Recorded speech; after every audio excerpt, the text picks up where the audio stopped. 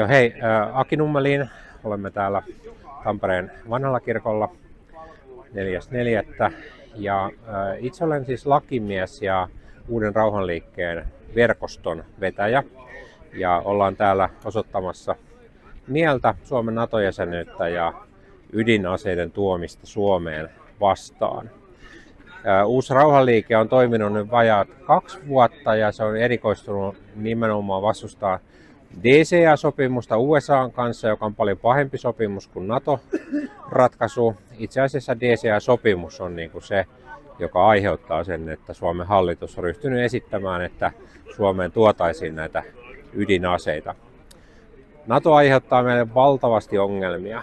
Meidän pitää käyttää tällä hetkellä miljarditolkulla rahaa uusiin aseisiin USA:n ja Naton vaatimuksesta. Ja nämä kaikki rahat on poissa sitten meidän sosiaaliturvasta, työttömyyskorvauksista, sosiaali- ja terveyspalveluista, koulutuksesta ja niin edelleen. Meidän pitää ehdottomasti palauttaa suomalaisten hyvinvointia, sen takia me ollaan tänään täällä liikenteessä. Olemme osoittamassa mieltä Tampereella siksi, että tietysti Tampere on erittäin iso asutuskeskus, mutta sen lisäksi niin täällähän on sitten myös DCA-sopimuksen myötä niin on USA:n sotilastukikohta tässä Pirkkalan lennostossa. DCA-sopimus ja NATO vaikuttaa ihan suoraan tamperelaisiin. Mikäli syttyisi sota, mitä ei tietenkään kukaan halua, niin Tampere olisi ensi-iskun kohde tällaisessa tilanteessa. Nimenomaan tämän lentokentän ja toki myös kaiken teollisuuden ja muun seurauksena. Jos me halutaan elää rauhassa ja tamperelaiset haluaa säilyä hengissä, niin meidän pitää ehdottomasti erota Natosta ja jättää myös tämä DCA-sopimus taaksemme. Tämä on nyt se syy, minkä takia me ollaan täällä tänään, mutta me aiomme myös ympäri Suomen osoittaa tässä tulevina kuukausina, tulevina vuosina mieltä, kunnes Suomi lähtee Natosta ja DCAsta. Mitä tänään teemme?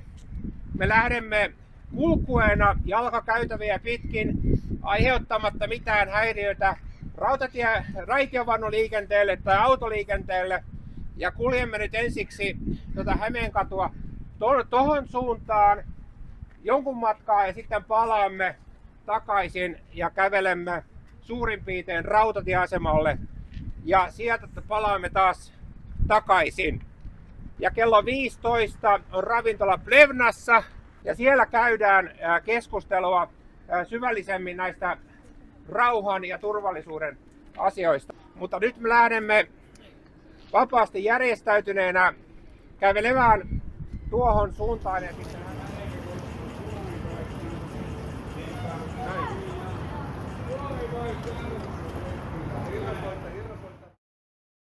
Mä oon tullut tänne tänään sen takia, että ensinnäkin rauhan asiat on mulle ollut jo 70-luvun puolesta välistä tärkeitä. On ollut töissäkin Suomen rauhanpuolustajissa aikoinaan, on osallistunut rauhanmarsseihin 80-luvun alussa, silloin kun niitä vielä oli 50 000 ihmistä marssimassa rauhan puolesta.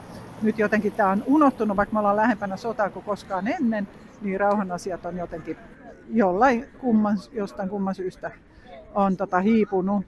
Mä oon mukana tässä uudessa rauhanliikkeessä ollut sen perustamisesta asti ihan perustamiskokouksessa ja rauhan asiat se on oikeastaan maailman tärkein asia, että rauha säilyisi.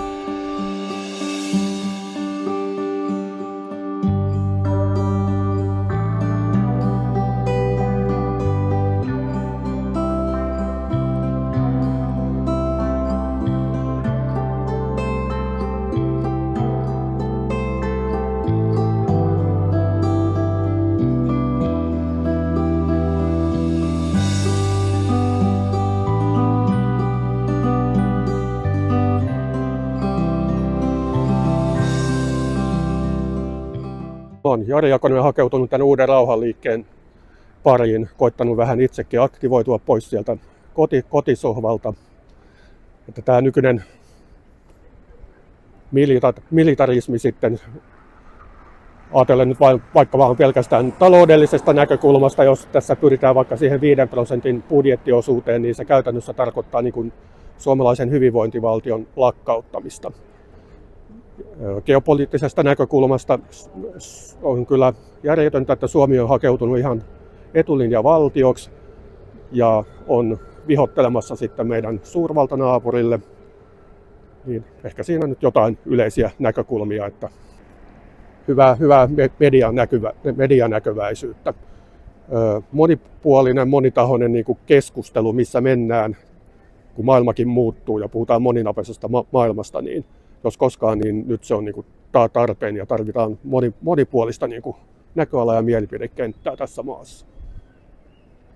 Niin, Uusi rauhanliike, se löytyy ihan gooklaamalla Facebookissa, ei Natolle Uusi rauhanliike, ja ihan Gmail-osoite on rauhanliike@gmail.com. Niin tervetuloa, se on kaikille avoin. Itselläkin olin kansanedustajaehdokkaana Vapauden liitossa, että tämä ei ole mikään punaviher hörhöporukka. Mutta tässä on ihan vasemmistoliittolaisiakin sekä että. Rauha etusijalle, sitten unohdetaan nyt toistaiseksi kaikki muut riidat ja asiat. USA ja NATO, rauhan perikato! USA ja NATO, rauhan perikato!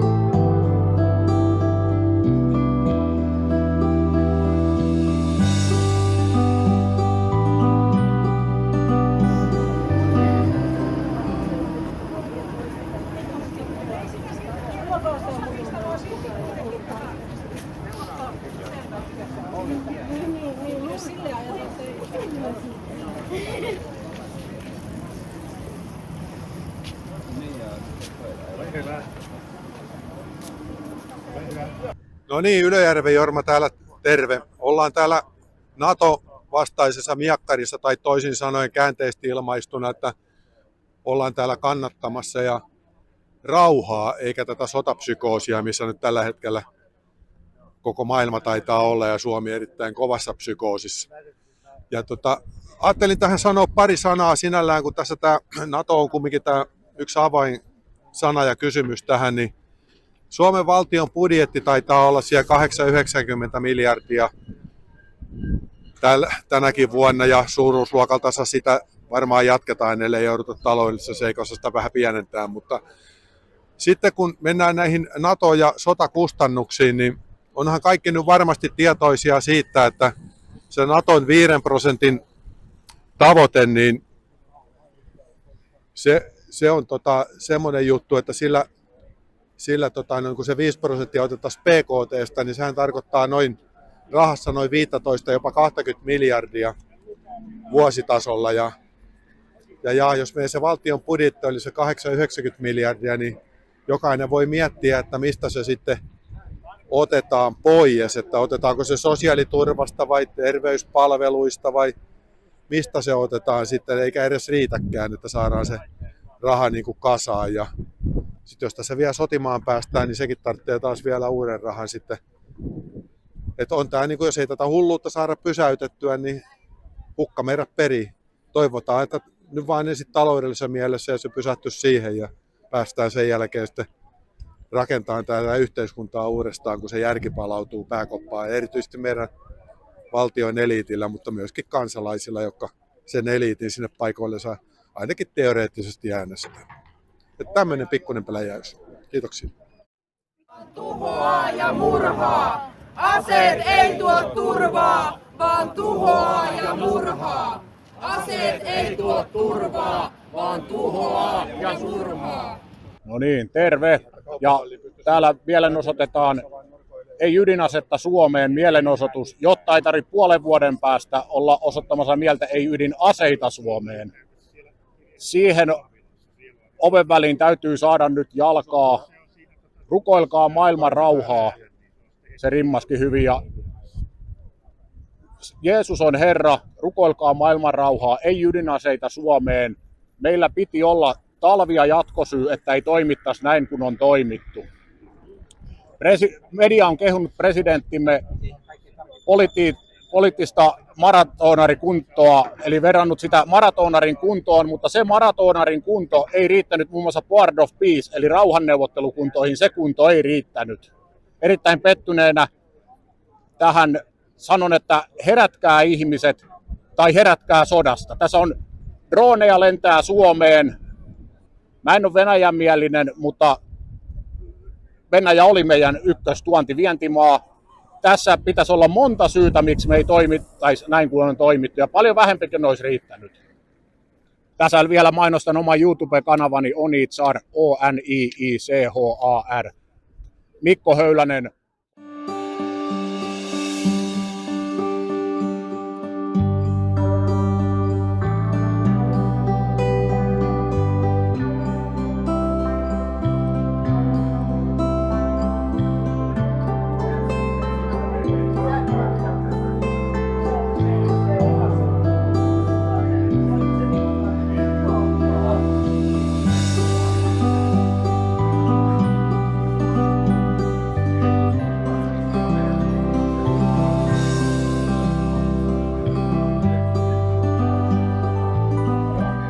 Tervetuloa tähän Uuden rauhanliikkeen järjestämään keskustelutilaisuuteen. Ja kello 12 jo aloitettiin tuolla mielenilmaisulla, missä käveltiin Tampereen Hämeenkatuun edestakaisin 2 kertaa. Ja mielestäni saatiin ansaittua julkisuutta tälle asialle. Eli teemanahan on vastustetaan ydinaseiden tuomista Suomeen, mitä Orpon hallitus nyt suunnittelee tällä lakimuutoksella, sekä ylipäänsä sitten, että Suomi eroaisi Natosta ja ehdottomasti tästä DCA-sopimuksesta, joka on paljon pahempi kuin NATO-jäsenyys, koska DCA-sopimuksella Suomi on antanut 15 sotilastukikohtaa USAlle, missä USA saa tehdä käytännössä ihan mitä haluaa. Ja nyt tässä tilaisuudessa toki siis tuodaan nyt esille se, että NATO-jäsenyys ja DCA-sopimus on aiheuttanut jo nyt tässä suomalaisen hyvinvoinnin tason vahvaa laskua. Me joudutaan käyttämään rahat aseisiin ihan suoraan USA:n ja Naton määräyksestä. Ne rahat on suoraan poissa meidän sosiaaliturvasta, työttömyyspäivärahoista, sosiaali- ja terveyspalveluista, koulutuksesta ja niin edelleen. Mutta sen lisäksi, ja mikä nyt tietysti on pitkällä tähtäimellä paljon vakavampi asia, on se, että meillä on syntynyt, sanotaanko, konflikti Venäjän kanssa, itänaapurimme kanssa. Jostain kumman syystä niin Suomen hallitus ja siihen kytköksissä olevat tahot niin katsoo parhaaksi jatkuvasti niin sanotusti kettuilla Venäjälle, mikä ei ikinä ole johtanut suomalaisten, Suomen kansan näkökulmasta mihinkään hyvään lopputulokseen. Eli jos jokainen, joka lukee historiaa, niin näkee sen, että aina silloin kun Suomi on asettautunut itänaapuriin vastaan, niin meidän omalla maaperällä on raivonnut sotia, suomalaisia on kuollut, suomalaisia rakennuksia ja elinkeinoja tuhotaan, mutta joka kerta kun ollaan hyvissä väleissä Venäjän kanssa, niin kas kummaa suomalaiset elävät rauhan ja hyvinvoinnin aikaa. Tästä nyt tietysti ihan suora esimerkki on nyt tietysti silloin, kun oltiin jopa Venäjän vallan alla, niin silloin kun päästiin eroon Ruotsin vallasta, niin meidän elinkeinot ja oma lainsäädäntö ja saatiin oma raha, kaikki niin kuin lähti kehittymään. Ja sitten toinen on ollut sitten tämän toisen maailmansodan jälkeen, kun meillä oli YYA-sopimus. Vaikka sitä morkataan, niin sinä aikana Suomi nousi 80-luvun lopulla jopa maailman 3. rikkaimmaksi valtakunnaksi bruttokansantuotteella mitattuna. Ja jos sitä tilannetta vertaa nyt siihen, missä me nyt ollaan, että meidän ihan taloudellinen hyvinvointi heikkenee jatkuvasti, vuoden 2008 jälkeen ei ole noussut mihinkään niin kuin meidän ihmisten ostovoima käytännössä laskenut, ja meillä heikkenee jatkuvasti sisäinen turvallisuus, ulkoinen turvallisuus, nämä erilaiset palvelut ja niin edelleen. Et kyllä mä sanoisin, että se, että me vastustetaan NATOa ja DCA-sopimusta, niin on mitä suurimmassa määrin suomalaisten etujen mukaista, ja se mitä me joudutaan niin kuin toimimaan, ketään vastaan joudutaan toimimaan, niin Suomen hallitus, eduskunta ja media ja nämä tietyt työnantajajärjestöt ja niin edelleen, jotka sitten katsoo, että kun ne ylläpitää tämmöistä konfliktia Venäjän kanssa, niin siellä sitten muutamat tahot hyötyy siitä rahallisesti, että he pystyy, että tilanne jatkuu tällaisenaan. Ja mä väitän, että esimerkiksi Suomen kansanedustajista iso osa omistaa aseteollisuusyhtiöiden osakkeita, joiden arvo on monikymmenkertaistunut nyt sitten tästä viimeisten vuosien aikana. He hyötyy ihan suoraan siitä, että tämä konflikti jatkuu ja aseita ostetaan yhä enemmän ja enemmän. Oikeuteen.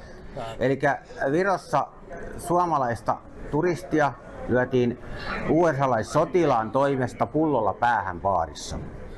Ja nyt tämä suomalainen joutuu yksin taistelemaan oikeudessa englannin kielellä USA:n oikeusjärjestelmässä tästä häneen kohdistuneesta rikoksesta. Mitään apuja Suomen valtio ei tule hänelle antamaan. Eli Suomen kansalaisten ihmisoikeudet siis tässä tapauksessa on jo heitetty romukoppaa. Eli tämmöisessä tapauksessa ei ole oikeutta oikeudenmukaiseen oikeudenkäyntiin omalla äidinkielellään. Tämä on siis karmea tilanne. Eli tämä on jo kulminoitunut tämä DCA-sopimus. Eli tämmöinen lyhyt, että tätä se tarkoittaa niin kuin käytännössä jo nyt. Eikä se ainakaan parane tästä. Eikä mä siis Aki Nummelin, mä oon lakimies ammatiltani ja tehnyt tästä DCA-sopimuksesta kirjan, eli se on Defense Cooperation Agreement, puolustusyhteistyösopimus, jonka sit Suomi on allekirjoittanut USA:n kanssa.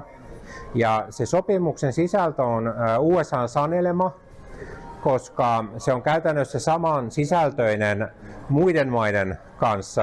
Siinä on lähinnä Pohjoismaita ja Baltia, eli ilmeisesti tämä, mitä äsken tuotiin esille, tämä esimerkki, niin siinähän oli, jos Virossa on lyöty pullolla, niin se on sitten Viron ja USA:n välinen DCA-sopimus, jota sitten sovelletaan tuohon tapaukseen. Kun rikos tapahtuu jossain tietyssä paikassa, niin se oikeuspaikka on niin kuin siellä, missä se rikos on tehty, eli Tallinna tässä tapauksessa. Ja kaikkein isoin ongelma tietysti DCA-sopimuksessa on tämä maanpetoksellinen puoli, koska siis kielletään rikoslaissa niin kuin valtion alueen luovuttaminen toiselle valtiolle. Ja nyt se DCA-sopimuksen myötä niin Suomi on nimenomaan näin tehnyt. Eli nämä 15 sotilastukikohta-aluetta, joista osa on tämmöisiä varastoalueita, on luovutettu USAlle sillä tavalla, että niillä alueilla on voimassa USA:n laki, eli ei Suomen laki, mistä esimerkiksi nyt tämä esimerkki kertoo. Eli silloin, jos tehdään joku rikos USA:n joukkojen, ja siis ne ei ole pelkästään sotilaita, vaan nämä USA:n joukot, joita tämä sopimus koskee, niin on myös siviilihenkilöitä, jotka tulee.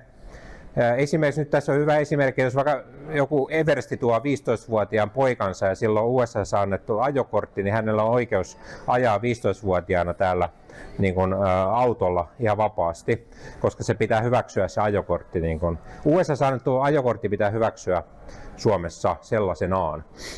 Eli kun se on annettu niin kuin oikeus näiden tilojen käyttöön ja siellä ei ole Suomen viranomaisella mitään oikeutta niin kuin, päättää, että mitä niillä tukikohta-alueilla tapahtuu, niin se on ihan suoraan rikoslaissa määritelty maanpetokseksi. Ja eduskunnassa ainoastaan tamperelainen Anna Kontula vastusti sitä DCA-sopimusta. Eli kaikki muut on hyväksynyt tämän maanpetoksellisen toiminnan.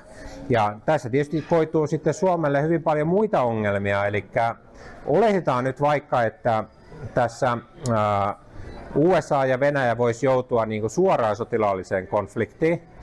niin USAlla on ihan, voi sanoa, että rajan pinnassa on omia tukikohtia, joissa sitten on hävittäjiä ja sitten tämä Upinniemen laivastotukikohta.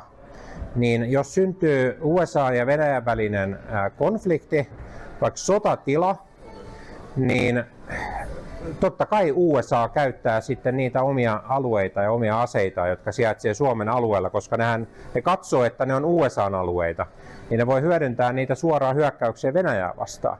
Ja Venäjän on pakko vastata sitten siihen hyökkäykseen. Ja se mikä tässä on iso ongelma on se, että erityisesti Kuopion, tämä Rissalan lentokenttä, mikä on yksi tukikohdista, ja sitten Rovaniemen Lapin lennosto, niin tämä Lapin lennosto on erittäin lähellä Venäjän Murmanskia, jossa sijaitsee Venäjän ydinsukellusvenelaivasto. Ja totta kai USA sitten hyökkää ensimmäiseksi sinne, koska nämä ydinsukellusveneet, niin niitä pystytään hyödyntämään siis ydinsodassa. Ja USA haluaa ne eliminoida mahdollisimman nopeasti. Ja sitten taas niin kuin Kuopion lentokenttä, niin sieltä on lyhyt yhteys Pietariin, mikä on sitten tietysti Venäjän toiseksi suurin kaupunki. Ja Upinniemen laivastotukikohdassa, niin ne tuottaa sinne niitä laivoja, niin niissä voi olla vaikka kuinka paljon ydinohjuksia käytettäväksi. Vaikka nyt sitä Pietariin ja Kronstadtiin vastaan.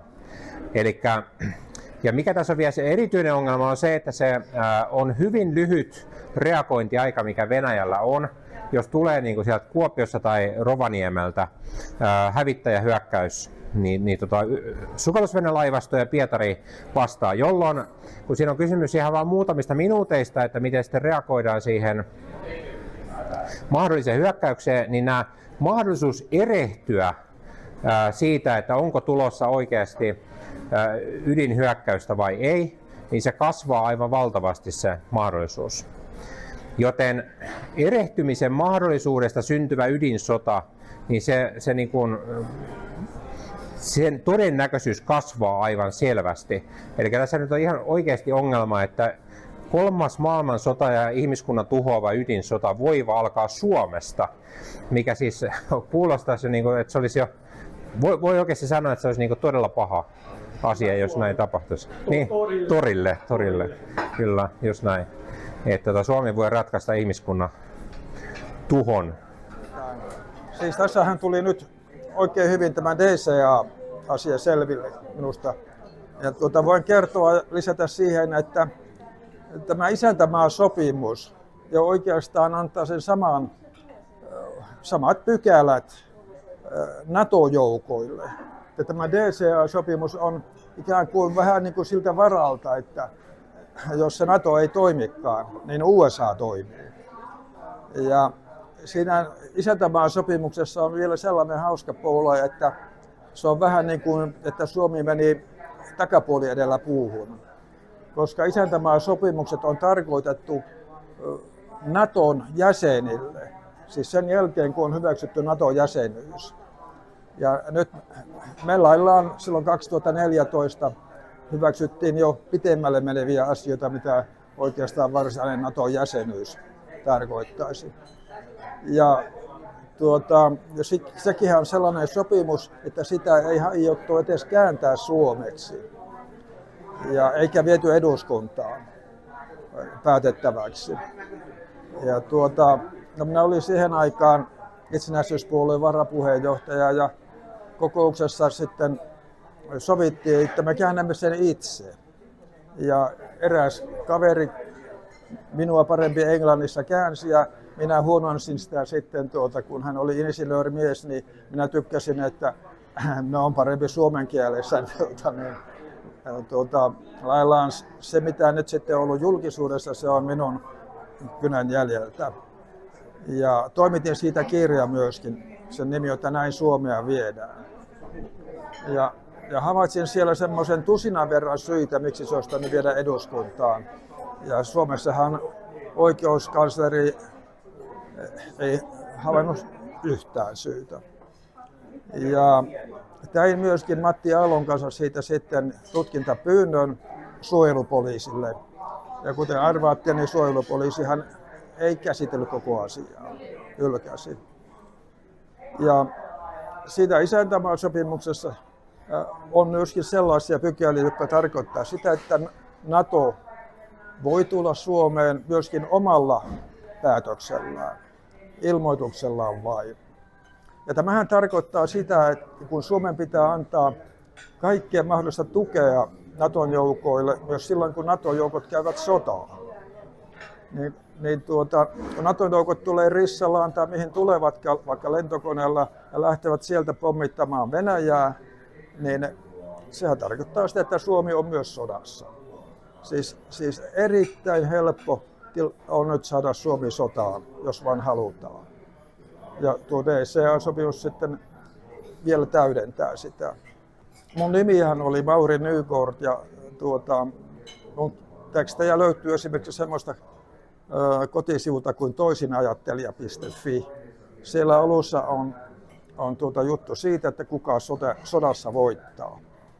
Suomi on täydellisesti niin kuin laittomuuden tilassa ja sillä lailla ei pidä kuvitella, että mitään noin helposti tapahtuisi muutosta.